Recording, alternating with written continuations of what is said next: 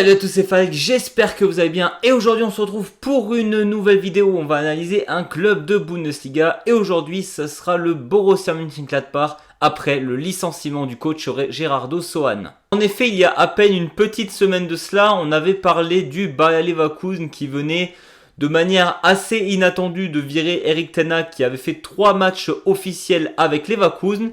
Et là pour le coup c'est au tour de Gerardo Sohn avec le Borussia Mönchengladbach qui lui aura quand même été plus longtemps au club vu qu'il est arrivé le 6 juin 2023. Donc ça fait déjà 2 bonnes années qu'il est au Borussia Mönchengladbach et c'est donc le moment de faire un bilan de ces 2 années, mais surtout de ce début d'année vraiment catastrophique de Gladbach. En 3 matchs, le Borussia Mönchengladbach cumule un petit point avec un match nul face au HSV lors de la toute première journée qui s'était terminée 0-0, un match perdu à Stuttgart 1-0 et le dernier match en date qui a valu le licenciement de Gerardo Sohn, c'est le 4-0 infligé par le Werder Bremen à Gladbach. On rappelle Bremen qui est un club qui n'avait pas gagné là-bas depuis 10 à 15 ans.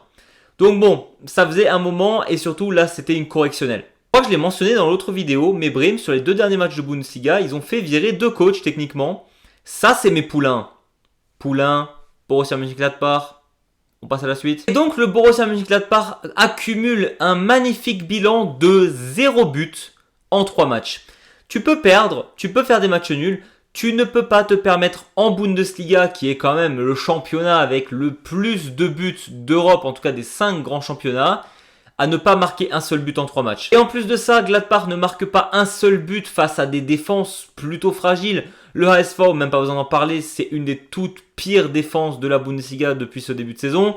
Le VfB Stuttgart, c'est assez fragile. Et le Werder Bremen, même s'ils ont réussi à revenir face à Leverkusen et te mettre 4 buts, c'est pas la meilleure défense du championnat non plus. Mais lorsqu'on regarde le calendrier de Bundesliga des 2 prochains matchs de Gladbach, tu vas jouer à Leverkusen et contre l'Eintracht Frankfurt.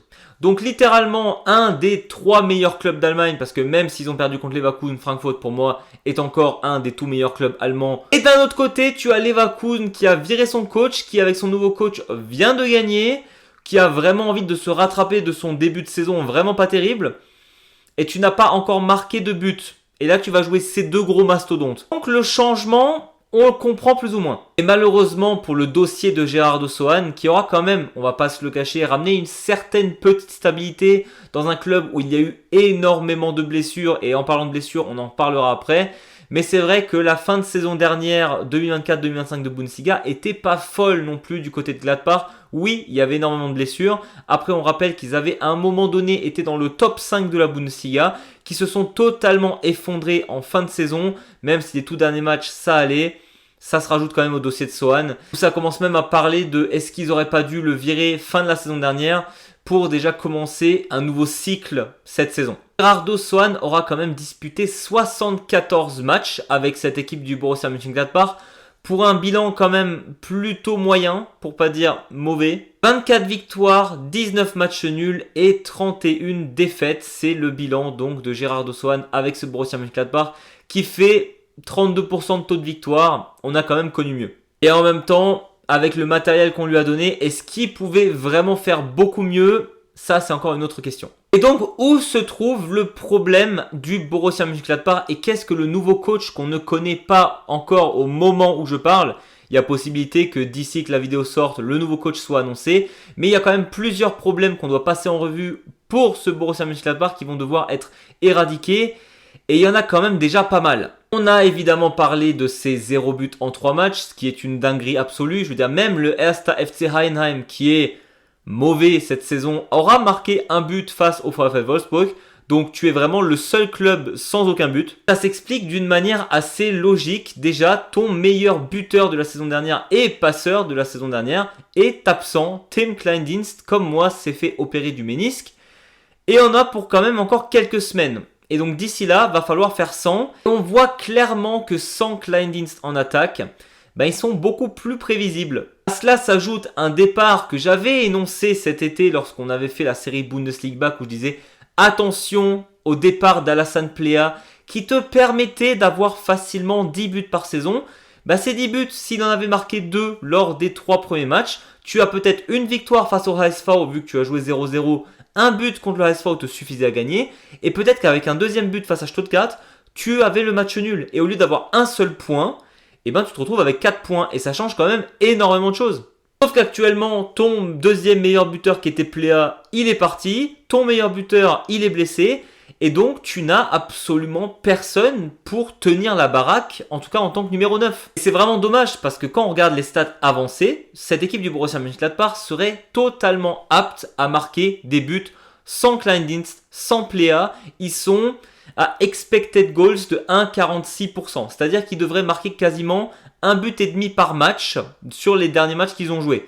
Et avec un but et demi par match, comme dit, tu bats le HSV et peut-être aussi que tu arrives à égaliser contre le VfB Stuttgart, mais c'est vrai que devant les buts, il n'y arrive pas. Et ça, c'est vraiment le plus gros challenge du prochain coach. Est-ce que tu arriveras peut-être à développer un jeune, d'avoir quelqu'un en sortie de banc qui est capable de planter 1 ou 2 buts, histoire de te tenir dans le classement, parce qu'actuellement, ils sont tout en bas. Et si tu arrives à te procurer 1,5% quasiment de expecting goals, c'est plutôt rassurant pour l'avenir en te disant que si ils étaient un peu plus lucides devant les buts, techniquement, ils marqueront.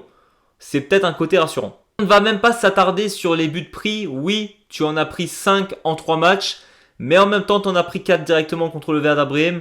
Alors oui, la défense était catastrophique face au Werder, mais est-ce que c'était vraiment parce qu'ils n'étaient pas du tout dans leur match ou que Bremen était excellent? C'est possible, donc on va laisser ça un peu de côté.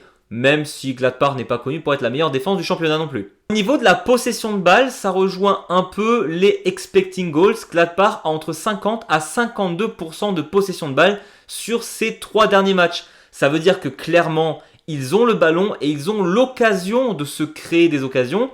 Le problème, c'est que c'est une possession ultra stérile. On a énormément de ballons qui vont sur les côtés, qui retournent vers le gardien. Ils n'osent pas prendre des duels quand on voit qu'il y a 10 dribbles tentés par match et qu'ils n'ont même pas 40% de réussite. Ça montre que le 1v1 de cette équipe de Gladbach, elle est ultra fragile. Donc forcément, ils essayent de jouer un peu plus collectif. Mais au lieu d'essayer de trouver des espaces au centre, le Borussia Mönchengladbach préfère trouver des espaces sur les côtés afin de centrer. Sauf que lorsque tu fais des centres en match, mais que tu n'as que 22% de tes centres qui trouvent un joueur du Borussia Mönchengladbach, je dis même pas qu'on parle d'une action dangereuse, on dit juste que le ballon arrive au pied ou à la tête d'un joueur de Gladbach. Si une fois sur 5 ça touche un joueur, c'est trop peu pour te baser entièrement et complètement sur ce style-là. Tu ne peux pas marquer en te disant que tous les 5 centres, tu vas potentiellement toucher un joueur de ton équipe et encore, ça n'amènera souvent à rien. Et donc forcément, lorsqu'il te manque tes buteurs, que tu as un jeu beaucoup trop stéréotypé, que même le Werder Bremen a réussi à anticiper, Bremen qui prend pas de but, c'est quand même une sacrée dinguerie, et que tu n'arrives pas à centrer sur tes coéquipiers, eh ben tu ne marques pas de but et tu ne risques pas de gagner des points. Donc je pense que c'est de loin la priorité du prochain coach du Borussia Mönchengladbach qui doit arriver. Oui, la défense c'est important, mais là je pense qu'il faut absolument bosser les tactiques et les stratégies offensives de cette équipe. Parce qu'en Bundesliga, tu ne survis pas si tu ne marques pas de but. D'ailleurs, je dis ça, mais dans n'importe quel autre championnat, tu ne survis pas sans marquer de but. Sauf si tu t'appelles St. Pauli la saison dernière. On a énormément de déchets techniques de la part de ce Borussia Mönchengladbach là. Mais je pense sincèrement qu'au moment où ils marqueront leur premier but, parce que ça va arriver, c'est pas possible qu'ils n'en marquent jamais, ça va peut-être déclencher un déclic à cette équipe. Je pense qu'à ce moment-là, ils vont se créer beaucoup plus d'occasions et être beaucoup plus concentrés devant les buts. Mais il faut absolument le marquer parce que là, psychologiquement, on voit qu'il y a un blocage énorme. Pour ce qui est des coachs annoncés éventuellement, en tout cas en rumeur, on en a 2 qui reviennent. Déjà, le coach Urs Fischer, qui était le coach de Union Berlin entre 2018 et 2023. Il a quand même une expérience de coach en tant que coach en Autriche avec Zurich Ebal, qui a aussi une grosse expérience avec Union Berlin du coup.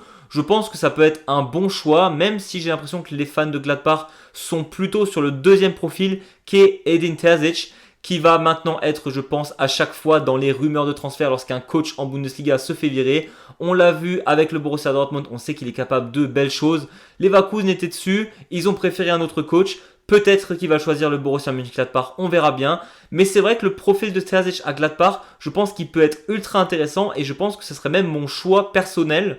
Même si Urs Fischer, pourquoi pas. Après, il y a un monde où c'est un autre coach totalement inconnu du bataillon, ou Marco Rose qui revient, je ne sais pas. Je n'espère pas, mais ce sera intéressant de voir qui prendra la relève. Et on a bien vu avec Leverkusen, un nouveau coach peut amener une nouvelle dynamique et une victoire face à une des toutes meilleures équipes d'Allemagne. Voilà, c'était pour moi, j'espère que cette vidéo vous a plu. N'hésitez pas vous à me dire ce que vous pensez. Est-ce que le Borussia Mönchengladbach réussira à marquer un but face à Leverkusen ou face à l'Eintracht Francfort? Moi je me dis qu'avec Leverkusen, il y a tellement une histoire entre ces deux clubs que Gladbach réussira à marquer un but à ce moment-là. N'hésitez pas à vous abonner ou mettre un petit pouce vers le haut. Nous on se retrouve très vite pour parler foot et Bundesliga. Et d'ici là je vous dis, servus!